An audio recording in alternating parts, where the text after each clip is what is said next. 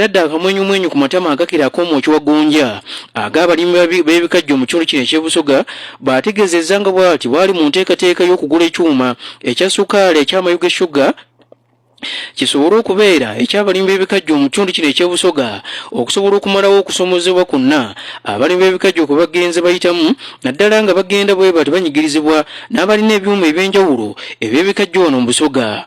Okusinza ku Pulezidenti Museveni ategeezezza nti baalina enteekateeka ey'okugula ekyuma y'okutandika okuzimba ekyuma eky'abalimi b'ebikajjo wano mu Busoga, kyokka agamba nti abaddukanya ekyuma kino ekyamayuge baamutuukirira gye buvuddeko nga bagamba nti baagala gavumenti esobole okuba nga bw'eti egula ekyuma kino. Ekintu Pulezidenti Museveni kyategeezezza nti abalimi b'ebikajjo bwe baba bakiwagira bagenda kukigula kisobole okuyamba abalimi b'ebikajjo okutambuza bulungi omulimu gwabwe. Asinzidde ekiteerera n'alyoka aleetawo akamwenyumwenyu ku matama akakira ak'omwoki wa gonja eri abalimi b'ebikajjo n'oluvannyuma n'abalyoka balaga essanyu ery'amaanyi mu mbeera y'okumukubira mu ngalo. Of course I have to pay him, but what do you say about that? Ngenda mu maiso. Abakuba tajje maiso. Your Excellency ajja mu maiso. Akatajje maiso. Mwana muwagira. Mwana muwagira. Kale, we shall negotiate and we take over Mayuge, the one on the way here. Mpega butyaikiriza alija kutesani Mayuge mugitwale ng'agibakuzeeko. Yangala baba wangala. Kale. Amawulire amasunsulera amasengejje agawana n'ag'ebweru rediyo ery'emu yokka Nabbasa Famba.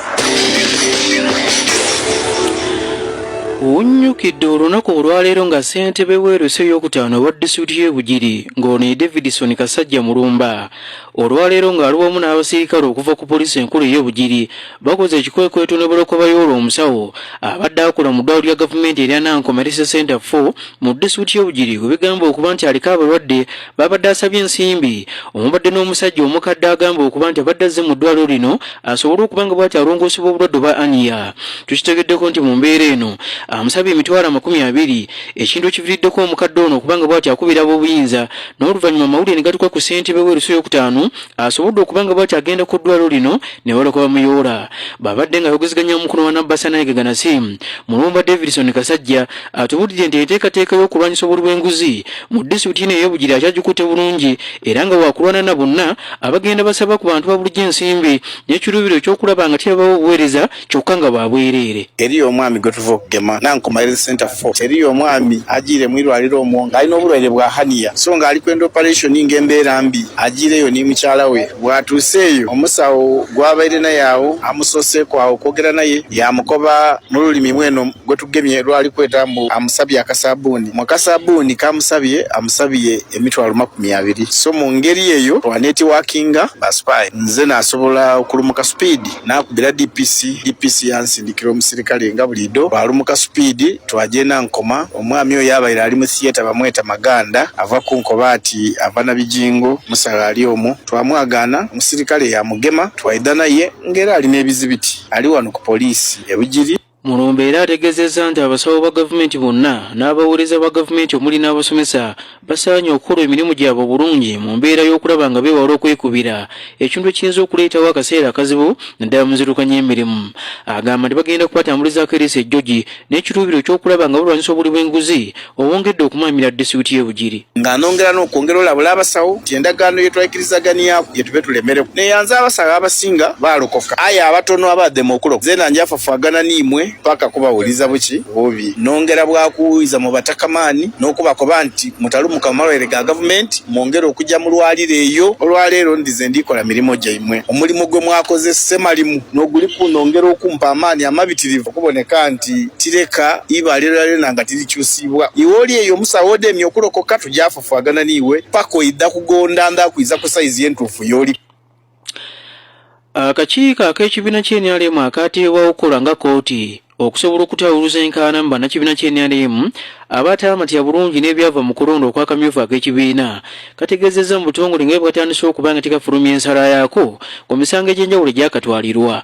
Olwaleero tukitegeddeko nti egimu ku misango egifulumiziddwa naddala mu nkola ya email nga gisindikiddwa eri abo abaddukira eri akakiiko kano n'abo abaawaabirwa gisobodde okuba nga tegibatuukako kasobodde okuba nga sindika ensala yaako era ng'emisango gino mu butongole engeri gikakisazeemu kisobodde okuba gituuka ku abo abalina okuba nga tebafuna ebivudde naddala eri akakiiko ky'akakiiko akakiiko kategeezezza nti kenkomeredde era kyekaba kasazeewo kyekibe kyenkomeredde ng'egimu ku misango egimaliziddwa mu butongole era gisindikibwa eri abo abaddukira eri akakiiko kano n'abawaabirwa kwe kuli ogwa Joseph Mukasa ng'ono yaddukira mu kakiiko okusobola okuwaabira Dickson Katashumbwa ku kifo ky'omubaka wa paalamenti wa Shema Municipality ng'agamba nti ebyavaamu tebyamatiza bulungi. Omusango omulala gwe gwa Ronald Muhenda era ng'ono yaddukira mu kakiiko ng'awaabira Alex Luhunda ku kifo ekya Fort Portal City ate nga Rachel Magoola omubaka wa paalamenti omukyalo wa disitulikiti y'e Bugweri yaddukira mu kakiiko okusobola okuwaabira Amina Mutesi Nalugoda ng'agamba nti yamunyaga obuwanguzi bwe. Debora Muhirirwe era ng'ono naye yaddukira mu kakiiko okusobola okuwaabirwa Dolini Katushabe birungi ku kifo ky'omubaka wa paalamenti omukyalo wa disitulikiti y'e Lyantonde Rogers Matovu. Ono yaddukira mu kakiiko kano ng'awaabira Haji Muyanja Mbabaali ku kifo ky'omubaka wa paalamenti wa Bukoto y'Amaserengeta mu disitulikiti y'e Lwengo. Omusango omulala gumaliziddwa gw'ogwa Beatrice Wembabazi ng'ono yaddukira mu kakiiko okusobola okuwaabira Harriet Bushinje ku kifo ky'omubaka wa paalamenti omukyalo wa disitulikiti y'e Hoima n'emisango emirala. Newankubadde abamu ku bannayuganda babadde beewuunya engeri akakiiko kano kozemu omulimu gwako nga bagamba nti ebimu ku ebyo ebyokusindika obusindisi mu nkola ya email yongedde okuba nga kiteekawo ku bibuuzo bingi eri bannayuganda ddala abo abadde balindirira akakiiko kano okusobola okuba nga tebamanya engeri gye kagenda okuba nga kakwatamu ensonga zino. Abatuuze abawangalira ku kyalo ekiyitibwa Kinnabirama ekisangibwa mu ggombo ly'e Namasagali mu disitulikiti y'e Kamuli bawuniikiridde oluvannyuma lw'abavubuka ababadde abakamba okukakanya ku muvubuka tannaba kubanga bw'atategeerekeka ne bamukuba emiggo egimutiddewo nga kigamba okuba nti ono bamusanze ng'alina enteeteezo okubeera enzibi. Amawulire agava mu bitundu ebyo galaga tonasangiddwa n'enti ya nnamwandu Aneti Kokota nga kigamba okuba nti abadde ne banne abalala basobodde okumenyeka mu nsi wano babulawo.